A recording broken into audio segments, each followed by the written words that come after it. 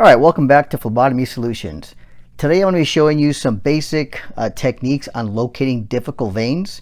Now, some people will have some problems locating veins with arms that maybe are a larger arm, somebody who's maybe obese, or veins that are a lot deeper. So I'm going to show you some basic techniques that might help you to be able to locate a vein with someone who has difficult veins, or again, who might be obese and has larger arms. Now, couple of things. Now, I do have this set up here right here, and I have the cap from the needle. When I assembled this, I took off this white cap and then I placed it in the vacuum cleaner hub here. And I'm going to show you that you can mark the site before you alcohol so that you can actually see where you might be drawing. Now, this is one little tip, as well as showing you how we can palpate and locate difficult veins. Now, after you're done finding which arm you want to use, and even if you're just assessing the arm, you want to be able to put your tourniquet on and, of course, try to locate a vein first and foremost.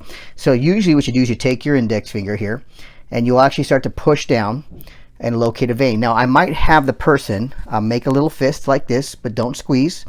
Just make a fist. And I also don't want them to be pumping, so I don't want them pumping because it's going to also cause hemoconcentration and kind of mess up the test. So I'll have them just close the fist and just kind of squeeze a little bit, a little tighter, okay? And that helps a little bit of the vein to distend up a little bit. So then what I'll do is I'll start to palpate, and I'll start to locate a vein if I can find one.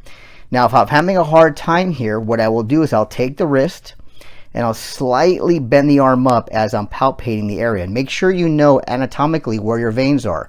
The median cubital, the cephalic, and the basilic vein. So you want to be locating and pushing in those areas. The median cubital, kind of slightly bend the arm a little bit, and locating in the cephalic area and slightly bend the arm. This will help you feel the vein as it's moving in the arm. Keep your fist close and just kind of push down a little bit. Now, if I'm still having a little bit of a difficult time with this part, then what I'll do is I'll slightly turn the wrist and pump up a little bit here while I'm feeling. And just turn the wrist as I'm feeling and locating, okay? Now, a lot of times you'll see that when you're doing this, you could actually feel where the vein is, no matter how deep it is. So once I find it, okay, what I will do is I'll take this little cap here that I took off, and I'll put where the vein is. If I feel it, I'll push down on that site for a few seconds, and as I'm pushing down, I lift up. There's a little mark there. Now that mark, if you lift up, you might be able to see it. There should be a little mark there on the arm, okay? Now that's an impression that's left from this little cap.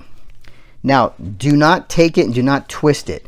Just put a little pressure here on the site, push down, hold it for a few seconds, lift up, and that should leave a little circle here that actually tells you where you want to put the needle. So when you're ready to draw the blood, you want to make sure you're going to go right into that center circle where you locate the vein.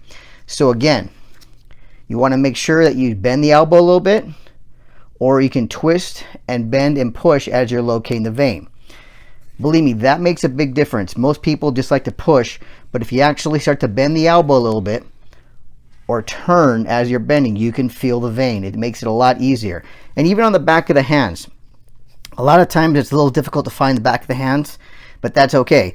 Once you push down, a lot of times if you have someone who has larger hands and large hands from either medication, they're swollen, sometimes if you push down and hold pressure and you lift up, it might leave an imprint. You might be able to see a vein through that imprint and kind of see where the veins are. So I usually will push down here, hold it for a few seconds, lift up, and sometimes you can see the vein push down from the pressure at the skin. So if you're having a difficult time, tourniquet should be on right here as well, 3 to 4 inches above the site. Push down here as well, push down, hold pressure, lift up. The other one again is right here, 3 to 4 inches above the site. You got 1 minute. Once I do that, I can release the tourniquet. I have my marking here. So when I'm ready to draw, I'm going to put the tourniquet back on and relocate my vein. If I have to remark it, I will. But again, I'm going to use the bending of the elbow technique to try and locate a vein. And once I find it and I marked it, then I can go ahead and draw right where I marked it. Okay, so, and if you don't want to use this, that's fine. You don't have to, but I usually will push down first here, then alcohol the site. Once you alcohol, you can never repalpate the site.